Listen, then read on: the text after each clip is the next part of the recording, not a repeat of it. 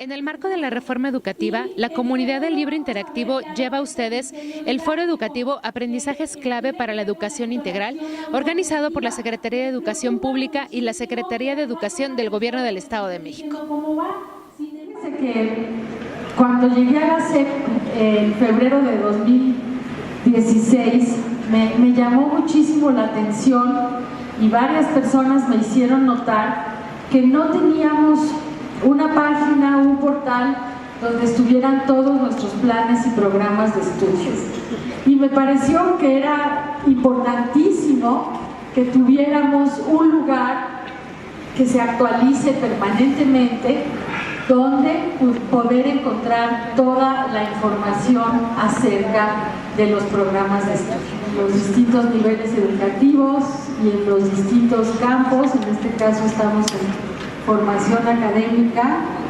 Ustedes pueden ver toda la información y por supuesto infografías, este tipo de videitos que les llamamos infografías multimedia, que se pueden compartir, se descargan y se pueden compartir. La información la tiene tanto interactiva como en descarga de PDFs. Bueno, quiero empezar por hablarles de los fines de la educación en el siglo XXI. Para mí este es uno de los documentos más importantes de esta reforma educativa, porque responde a la pregunta de cómo es el mexicano que queremos formar. Antes de este documento siempre hemos tenido el artículo 3, y el artículo 3 nos da un horizonte general de hacia dónde, ¿no?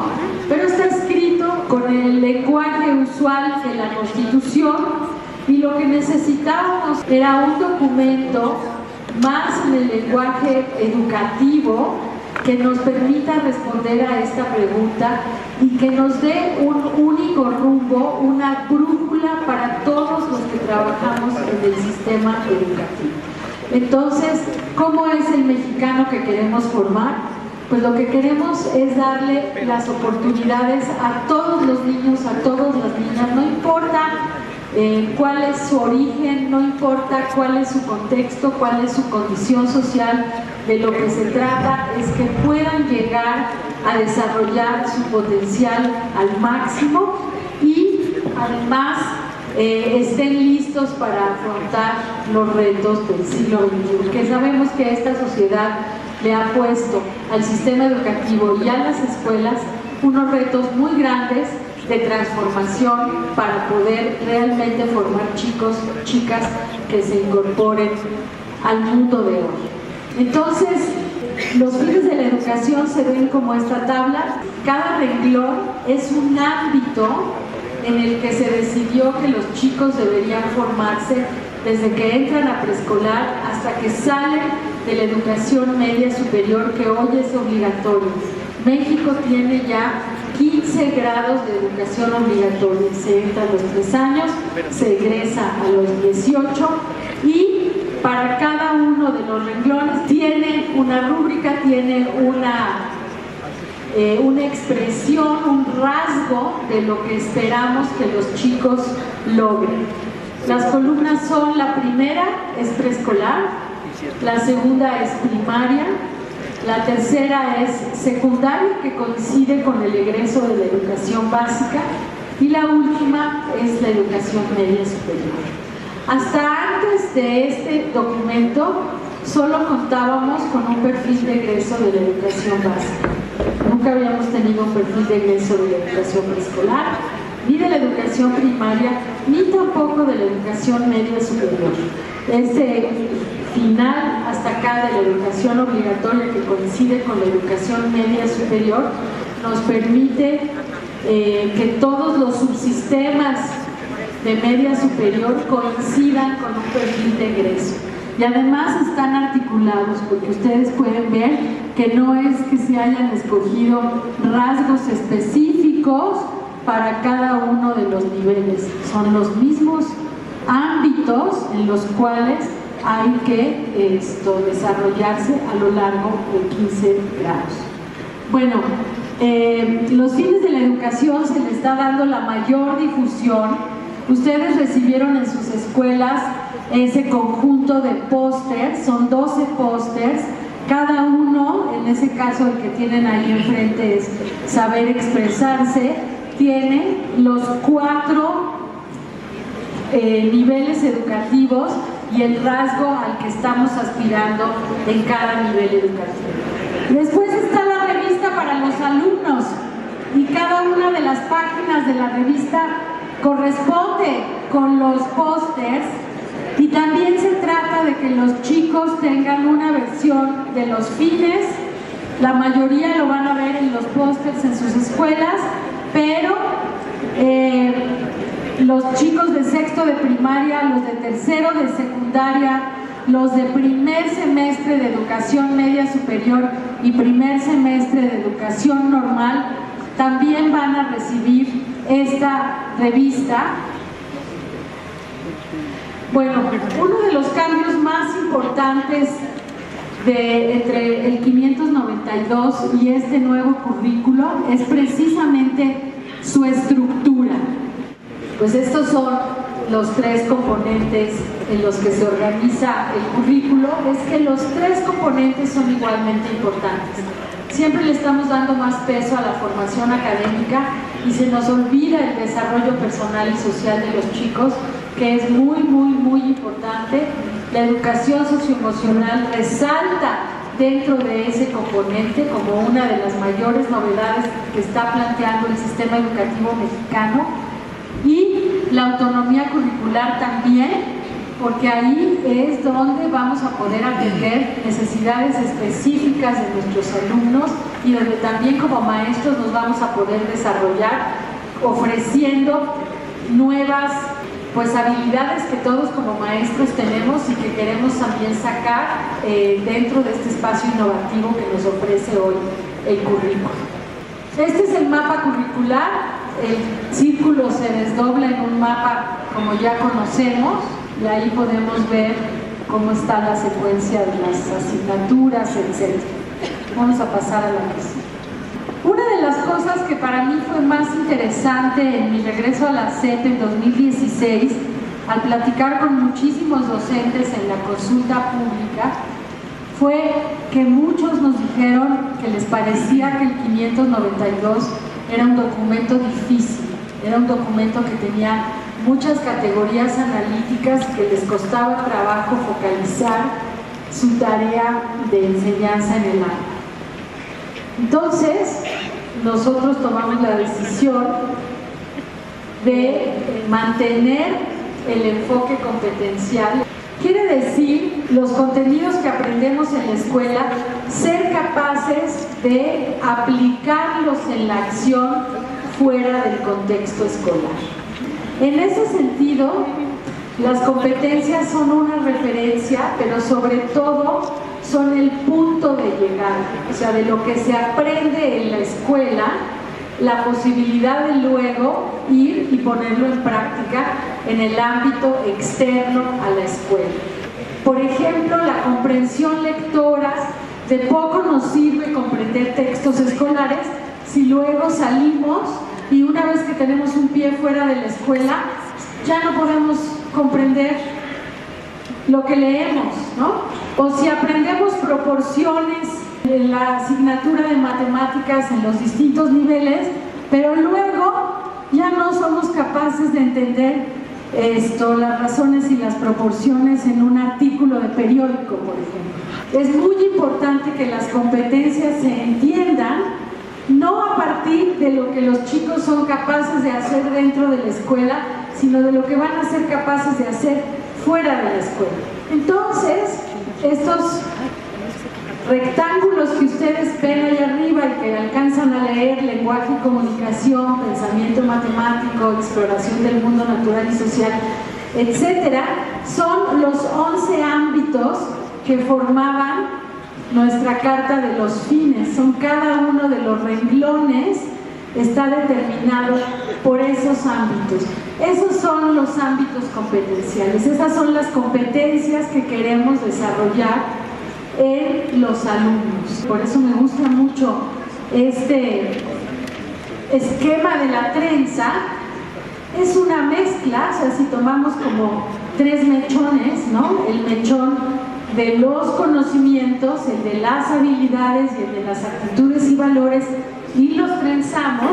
Eso nos va a dar la competencia que se va a manifestar en la acción cuando el chico fuera de la escuela sea capaz de poner en acción su conocimiento escolar.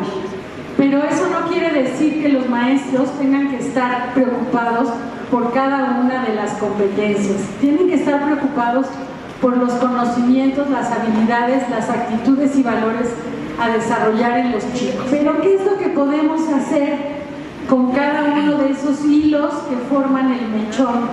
Cada uno de esos se puede expresar como un aprendizaje esperado. Por eso, esto es muy importante. El plan de estudio son aprendizajes clave que están desagregados en un formato de aprendizaje esperado, que está escrito, está redactado cada aprendizaje esperado, que puede ser un conocimiento, una habilidad o una actitud, un valor, en la tercera persona del singular, es decir, como lo que el alumno será capaz de hacer. Bueno, lo que está en estas tablas, en los cuadritos de fondo blanco, son precisamente aprendizajes esperados. Y eso es en lo que se tienen que fijar los maestros, solamente en aprendizajes esperados. Esto es cuando les digan cuáles son de las cosas más importantes de los cambios entre el 592 y el nuevo plan de estudios, su organización. Está pensado en ustedes, en los profes, en que sea sencillo para ponerlo en la acción y no tengamos que estar midiendo qué tanto de tema, qué tanto de competencia, qué tanto, ¿no? En estas páginas que les pasé antes, que se vuelven muy difíciles. Aquí nuestro foco es exclusivamente en los aprendizajes esperados, y eso esperamos que facilite mucho su tarea. Hay, en primer lugar, la dosificación de contenidos.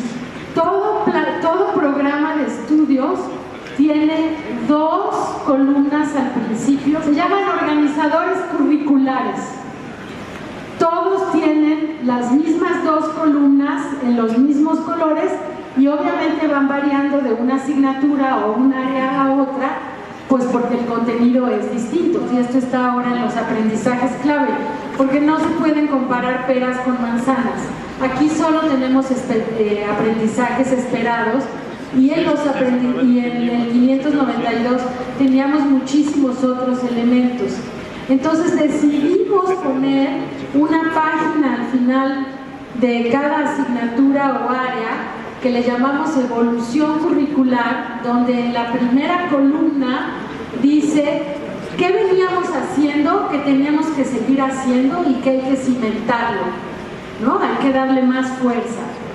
Y en la segunda columna, ¿cuáles son los nuevos retos?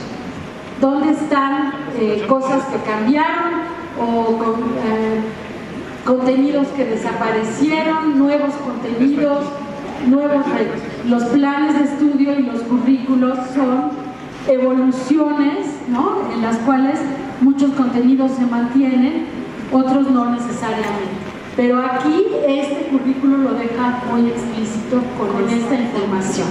En la articulación, ya la comentamos, para educación básica, también se intentó con media superior, no es perfecta, sí trabajaron los equipos de currículo para tratar de hacer lo mayor posible de articulación. Todavía hay retos importantes, pero digamos por primera vez se sentó básica con media superior a tratar de tener un solo currículo para la educación obligatoria. Bueno, entremos ahora a los contenidos. Vamos a empezar por los campos de formación académica. En primer lugar, con el lenguaje, que sigue siendo la primera prioridad del currículo, la llave del conocimiento, el fundamento del pensamiento. Todo lo que hagamos en lenguaje, todos los maestros, no solo los maestros de español, el tema de ir perfeccionando el lenguaje de los chicos es una tarea de todos. y es una tarea de todos porque en todas las materias usamos el lenguaje y porque hay un lenguaje específico de cada asignatura que hay que ir perfeccionando. Entonces, si alguien se hace la pregunta de por qué es necesaria una reforma, bueno, hay muchas respuestas, pero para mí una es esta. O sea, es incontrovertible que nuestros resultados de evaluación, nuestro conocimiento que tienen los chicos, en este caso del lenguaje, es inaceptable. No podemos seguir permitiendo que la mitad de los niños que dejan la primaria estén en el nivel insuficiente. Eso quiere decir que en términos de competencias, los chicos que están saliendo hoy o en 2015 de la primaria no comprenden lo que leen. O sea, cuando estamos hablando de la calidad educativa, de verdaderamente impactar a los aprendices en su aprendizaje, quiere decir precisamente que crezcan los niveles de logro 3 y 4 y el nivel 1 vaya desapareciendo y el nivel 2 pues no sea el más numeroso. Y por ello, pues la reforma trae muchas novedades. La primera tiene que ver con preescolar.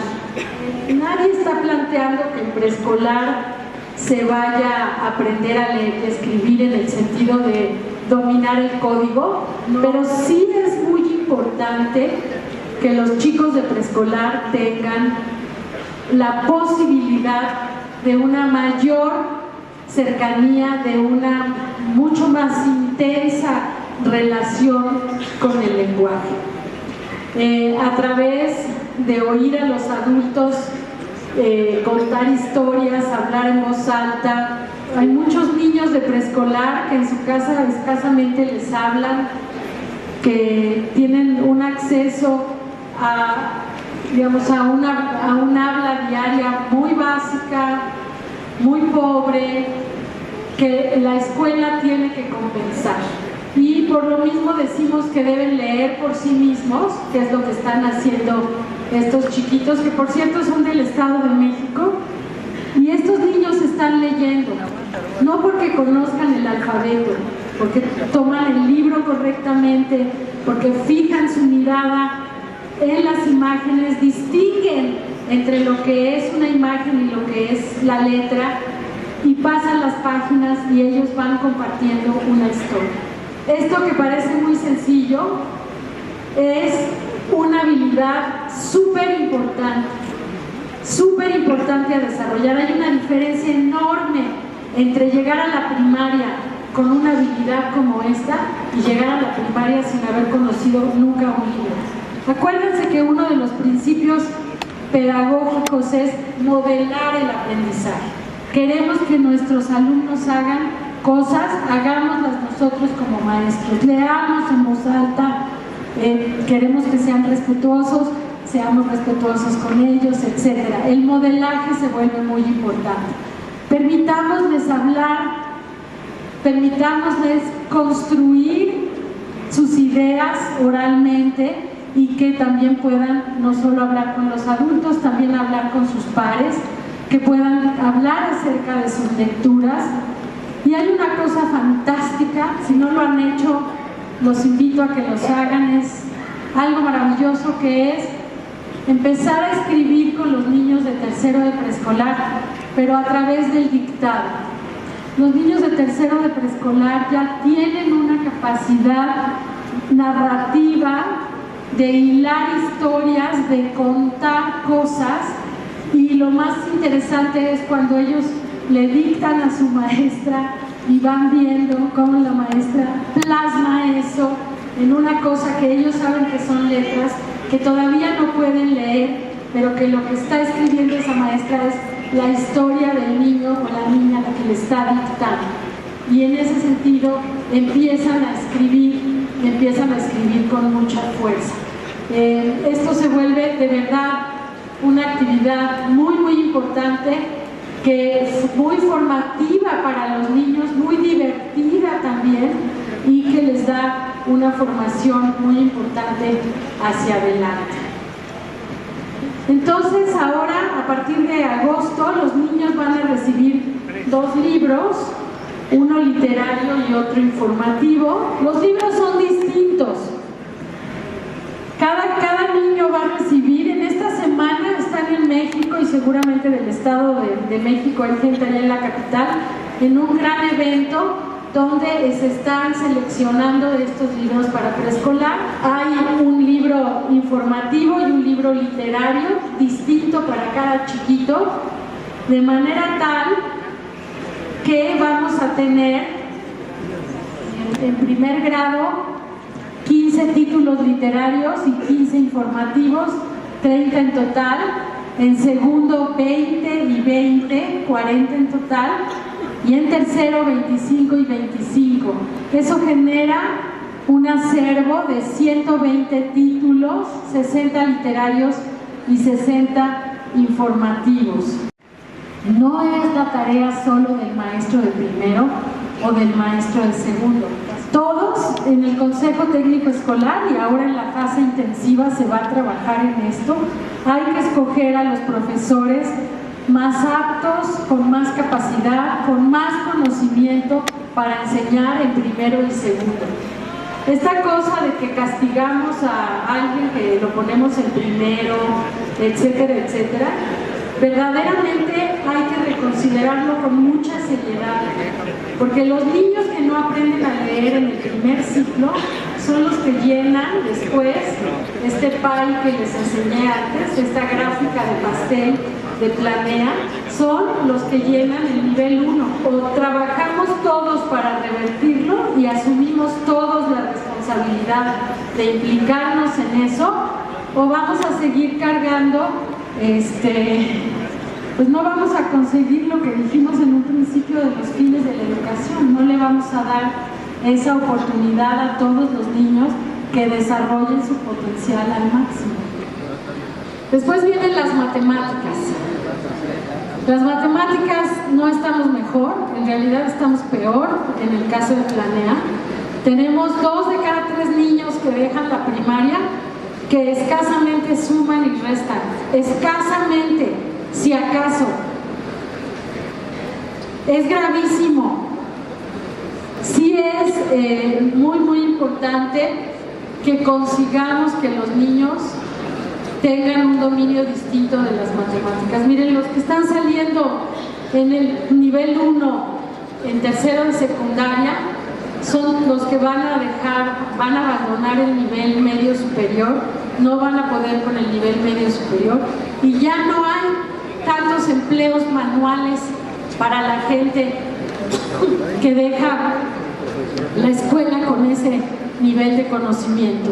Hoy la sociedad precisamente exige un conocimiento mucho más sofisticado, tanto de la lengua como de las matemáticas, que no les va a brindar empleos productivos, y por lo tanto la productividad de las entidades pues tampoco va a crecer.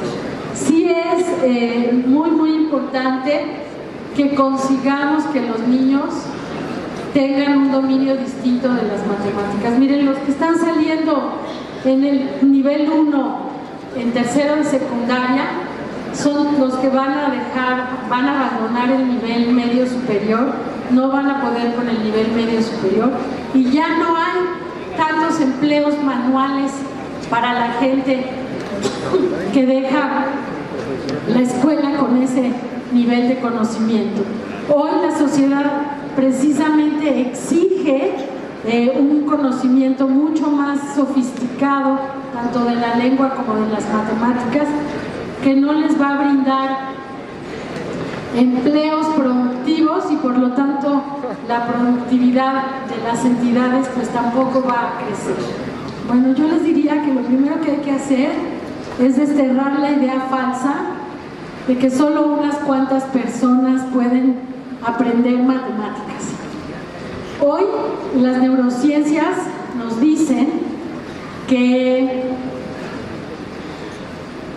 las personas que tienen interés por las matemáticas, que no les tienen miedo, que muestran empatía con las matemáticas, las aprenden mucho más rápido. Y eso, bueno, pues uno diría es obvio. Pero las neurociencias nos han mostrado las conexiones que se dan a nivel cerebral entre los dos hemisferios en una parte que se llama el hipocampo. Ahí empieza a haber una actividad neuronal muy fuerte cuando se cumplen las dos cosas, o sea, el interés, el gusto, ¿no? Al revés, lo que pasa es que esa actividad neuronal no se da. Entonces, si nosotros no rompemos con la mala actitud hacia las matemáticas, no nos van a cambiar esas tablas de planeo, vamos a seguir igual. En el caso de la exploración del mundo natural y social, bueno, aquí no importa si es preescolar, primaria, secundaria, historia, ciencias, estamos buscando una misma cosa, que es que los chicos no dejen de hacerse preguntas. El humano es por naturaleza curioso y lo que la escuela tiene que fomentar es que los chicos hagan preguntas, se hagan preguntas y sobre todo, ¿saben cómo deben ser esas preguntas? Deben ser preguntas para las que la respuesta no sea sencilla. Para empezar, no sea fáctica, o sea, no se conteste con un hecho o con un sí o un no. ¿Cuáles son las partes de la célula? Pues veo en el libro y te las recito. No, hay que hacer preguntas que lleven a los niños a investigar y no hay que tener miedo a decirle a los niños, no sé la respuesta, muy interesante tu pregunta, vamos juntos a investigar. Porque si los maestros tenemos miedo a decir no sé, porque parece que nos estamos exhibiendo en frente de los alumnos y que los alumnos sepan que no sabemos, nos vulnera, estamos cometiendo un gran error, porque estamos impidiendo poder trabajar esas investigaciones con los chicos. No pasa nada, no tenemos, porque el conocimiento avanza a una velocidad que nadie tiene todas las respuestas.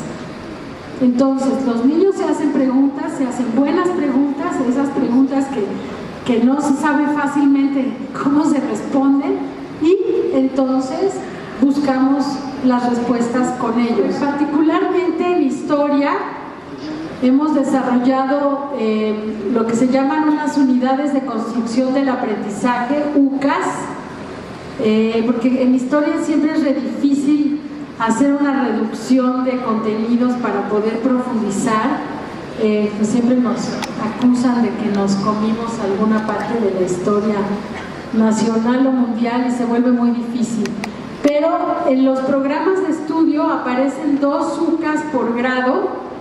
La historia se empieza a estudiar en cuarto, se acaba en tercero de secundaria. Hoy también se va a estudiar en primero de secundaria. Entonces son 6 grados de estudio continuo de la historia y 2 UCAS por grado, en total 12 UCAS, lo que permite que los chicos empiecen una investigación al mismo tiempo, digamos, en paralelo, que están aprendiendo otros temas. Y eso lo que permite es profundizar. Cuando no se profundiza en un tema, no hay manera de tener un desarrollo cognitivo superior. Si ustedes quieren desarrollar pensamiento crítico, quieren que los chicos aprendan a pensar, tienen que profundizar en lo que enseñan. En este mundo violento en el que vivimos, seguir formando para la convivencia y la ciudadanía se vuelve muy, muy importante. Eso está obviamente en la asignatura de formación cívica y ética. Y luego vienen las áreas de desarrollo personal y social, que como ustedes saben son 3. Está todo el tema de las artes y también de la salud y de la educación física. Hay 2 proyectos importantes firmados entre la SEP y otras secretarías de Estado, como Cultura y Salud, para acercar al mayor número de escuelas, sobre todo a través de autonomía curricular, opciones para profundizar en estas 2 áreas. Y luego viene la educación socioemocional, en la que México es pionero. La OCDE está muy interesado en la experiencia, porque México es uno de los primeros países que está trabajando la educación socioemocional no como algo transversal, sino con un espacio curricular específico. Aquí tenemos 5 dimensiones, 3 que tienen que ver más con el tema individual, que son el autoconocimiento, la autorregulación y la autonomía, y 2, la colaboración y la empatía, que tienen que ver más con aprender a convivir y con todos los aspectos de carácter social. Cada una de estas dimensiones a su vez tienen en un segundo organizador curricular 5 habilidades asociadas a cada dimensión, pues que se desarrollan desde preescolar hasta secundaria. Entonces quiero dedicarle unos minutos a los temas de la implementación. Un plan de estudios no se pone en marcha en unas semanas, o sea, en unas semanas, desde ya lo que nos queda de aquí a agosto, pues sí nos preparamos, pero los cambios profundos toman más tiempo y lo que hay que hacer es no bajar la guardia. Estamos hablando de transformarnos nosotros, las personas, cambiar la cultura escolar. Eso no es sencillo. Y por ejemplo, en esto que les digo de investigar o de trabajar con libros en preescolar, son cosas que van a tomar tiempo, pero que lo que sí podemos garantizar todos es ir haciendo algo más todos los días y no de pensar que la inercia lo va a lograr. O sea, si seguimos haciendo en el nuevo ciclo escolar lo que veníamos haciendo en el ciclo escolar pasado, nada va a cambiar, todo va a ser igual. Entonces tenemos que ir garantizando todos los días algo de cambio para que realmente logremos implementación. La primera etapa entran los 2 componentes de desarrollo personal y social y el de autonomía curricular a los 12 grados y de formación académica a 6 grados, que son todo preescolar, primero y segundo de primaria y primero de secundaria, y los restantes 6 grados entran en formación académica. Si nosotros pensamos que los chicos pues vienen de un contexto muy vulnerable, que en su casa pues no tienen muchos incentivos y demás, les estamos poniendo como una losa en la cabeza y les estamos impidiendo que verdaderamente se desarrollen. Este libro ya es un libro que tiene bastante tiempo, pero lo pongo aquí porque es el primero que habló del asunto hace ya bastantes años y desarrolló el siguiente experimento.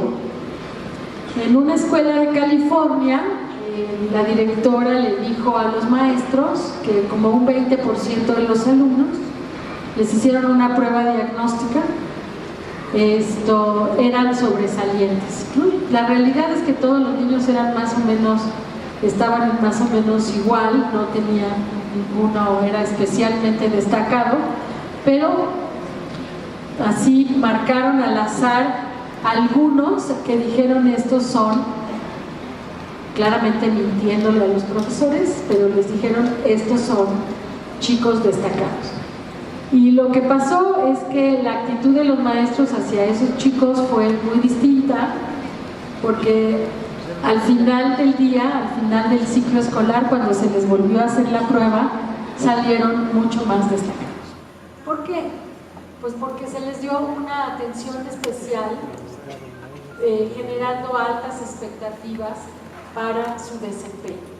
Entonces, lo que esto demuestra es que las expectativas altas sí tienen un poder, y de manera inversa, las expectativas bajas también tienen el poder de impedirle a los chicos llegar lejos. Hace muchos años, la primera vez que estuve en la SEP, cuando me encargaba de materiales, me reclamaron en el estado de Hidalgo que no había llegado una caja, que a lo mejor ustedes se acuerdan de cassettes, eran como 20 cassettes que tenían desde cri-cri hasta música clásica, y los habíamos entregado a todas las primarias. En una escuela de Hidalgo me reclamaron que ahí no había llegado. Entonces acompañé a la maestra en la tarde a su escuela en el Valle del Mezquital, y la directora tenía la caja de los cassettes en el cajón, pero nunca la habían usado. Y me dijo, no maestra, es que aquí a estos niños no les gusta Mozart, esto es para otra escuela, no es para esta escuela, ¿no? Entonces, si nosotros tenemos ese concepto de nuestros alumnos y les impedimos, o sea, nuestras expectativas están limitadas, nosotros estamos limitando a los chicos. Y esto es muy importante que lo tengamos muy claro, porque regreso a los fines.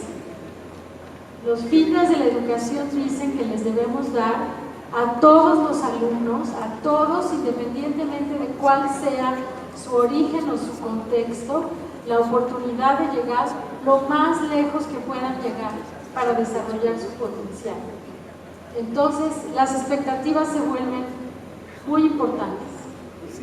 También es importante que el clima de aula sea favorable al aprendizaje. Si en el aula no estamos favoreciendo el aprendizaje, los chicos no van a aprender.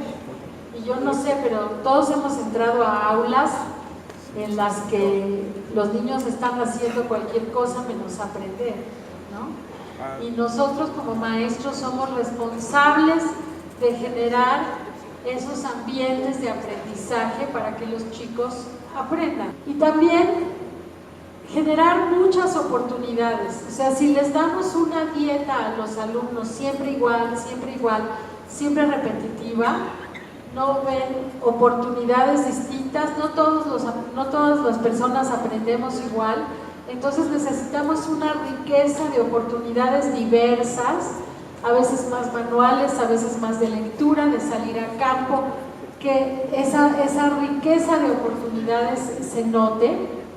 Y la última, que es muy importante también, es el poder de la palabra, cómo les hablamos a los chicos, porque nuestro lenguaje pesa mucho sobre ellos y eso hay que tomarlo muy en cuenta. Entonces, tenemos que la suma de las creencias, del clima favorable, de las oportunidades de aprendizaje y de la realimentación positiva de nuestro lenguaje, lo que genera son resultados.